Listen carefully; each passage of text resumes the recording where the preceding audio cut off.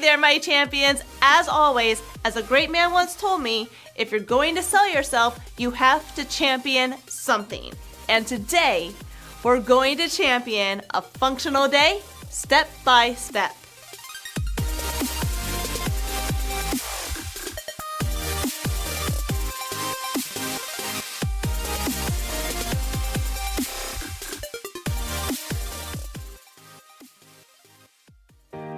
Just that we have this platform where we can connect guys and gals to the next step to get them to where they want to be. It's we don't take that lightly. So we're fortunate, we're blessed that we're in that position. And anything that we can do, again, to come alongside you, help guys get on the path they need, an employment, and that's where we come along in that conveyor belt, if you will, to find them an entry point. We're happy to do that.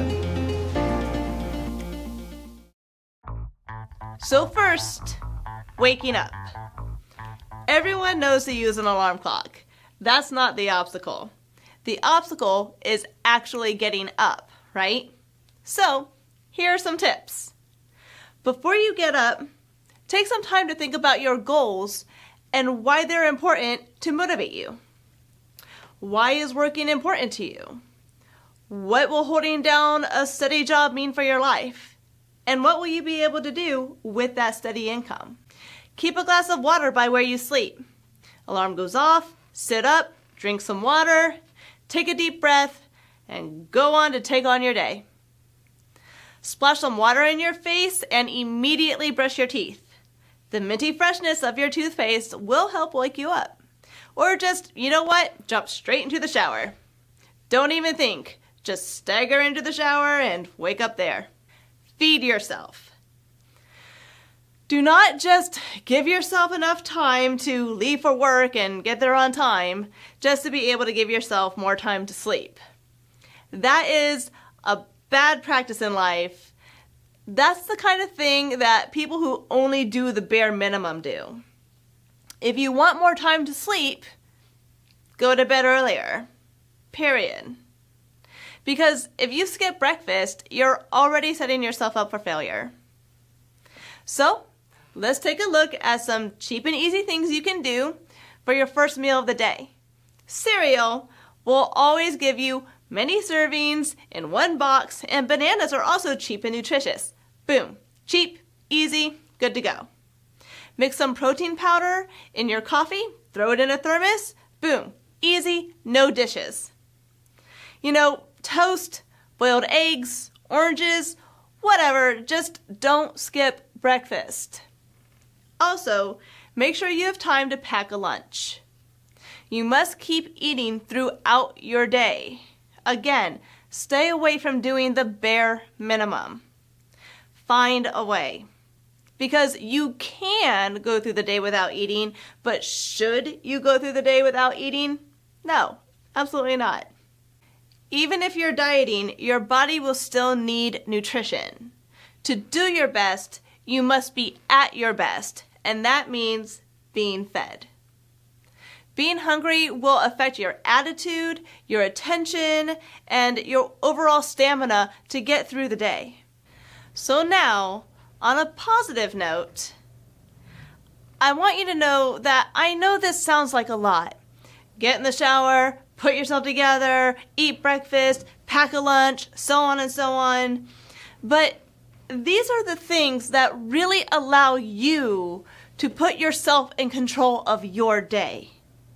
This is how you can set yourself up for success. Many successful people live by this little pearl of wisdom. Get 8 things done by 8 a.m. So, think of it. Even if you do all of those regular morning things like brush your teeth, put yourself together, make your bed, and so on, you can be completely ready for your whole day by 8 a.m.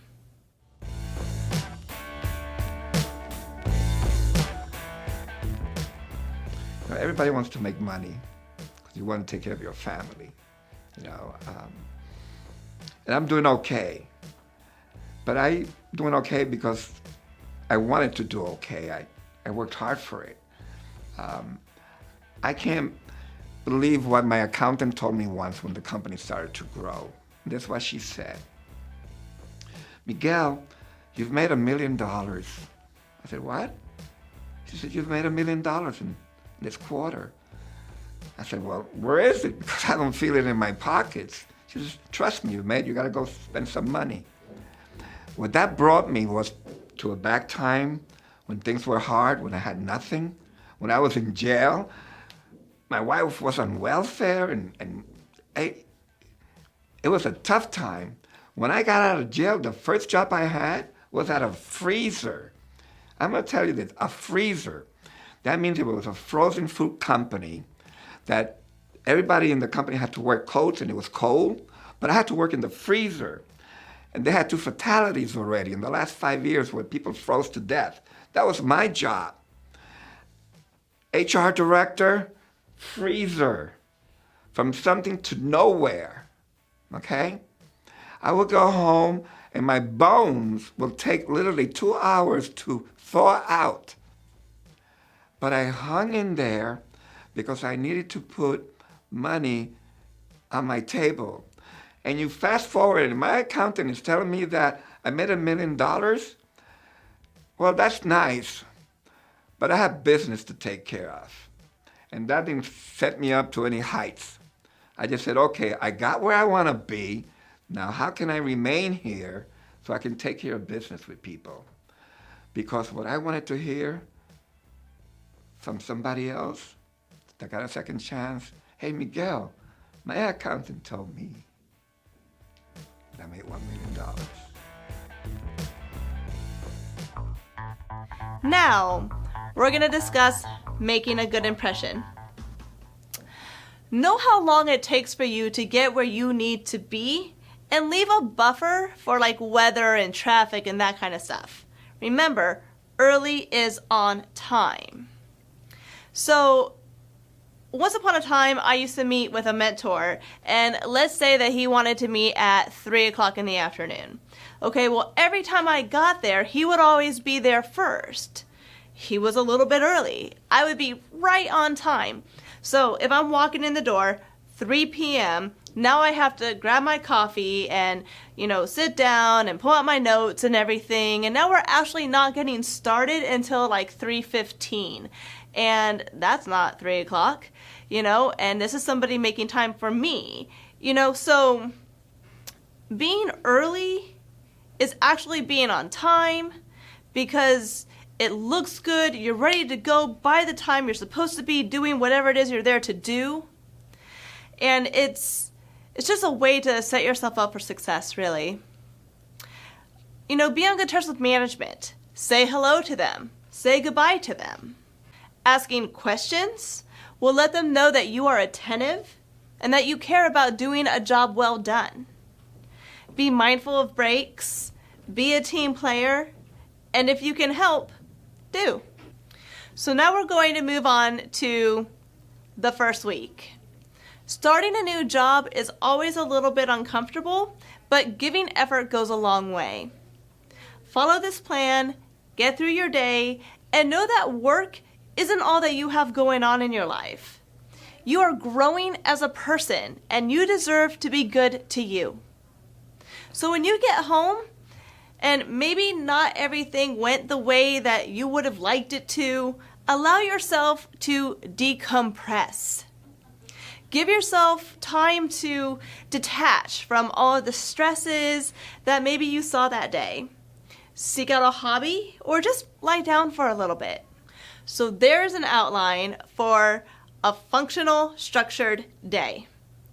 I hope it helped, even if just a little bit, to add some clarity or to help line things up a little bit better. Sometimes we get tied up in a lot of the small things or the big picture. Everyone's different.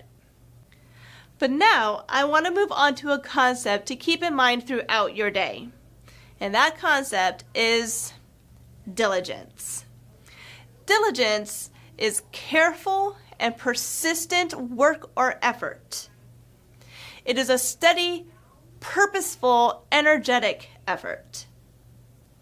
It is also defined as the attention and care legally expected or required of a person, such as a person to a contract. And there's a term of phrase out there that's called to do your due diligence. And what that means is to do what you should do. You see, some people watching this might know what due diligence means, but I'm here to give you information and make sure that everyone understands that information. So, if I just assume that everybody knows this not so common phrase, then I wouldn't be doing my due diligence to all of our audience. So now that we're all on the same page, I want to shed light on the fact that making all the right moves throughout your day, step by step, that's you doing your due diligence to you.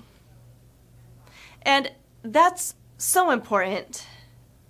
You owe yourself the honor and the respect that goes into every move that creates a functional day. If you feel like you have this stuff down and you have a functioning day routine, awesome. I challenge you to take a look at yourself, your situation, and find a weak area so that you can work a little bit more towards your desired big picture and go dedicate some more due diligence there. All right, everybody, now we're moving on to Q&A with Jasmine. Hey guys. Okay, so first question for you is how do you get yourself up in the morning? Okay, I am a sound person. Mm-hmm. So some people like to just get themselves up and moving, and some people turn on a light. Mm-hmm. I am a sound person, so you know you can have the Pandora app and have music playing on your alarm clock or like old school clock radios, because then I can wake up to whatever they're on. So it might be music, but it also might be like local news or, you know, local personality, DJ person. And so I start hearing people and information, and that's what really gets my mind moving. And I'm like, okay, it's a new day. Let's do this. Time. Cool. Okay. So in reference to your segment, I want to know, what do you do to make a good impression? I use names. I use your name. Okay. So when I first meet somebody, you know, I ask you for your name. I immediately use it like, hey, Jasmine, it's really great to meet you. You know, why don't you tell me about what it is that you do here or whatever? Because that will click it in my mind. I said it, so now I'm already using it.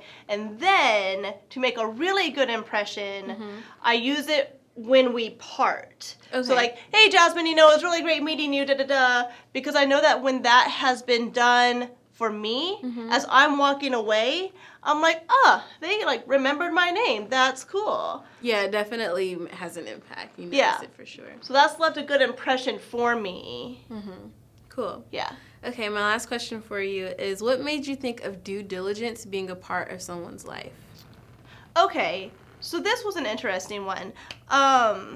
Okay, so I was driving to work, and to get to work, I have to drive through a school zone, right? And we all slow down to 20 miles per hour. Right.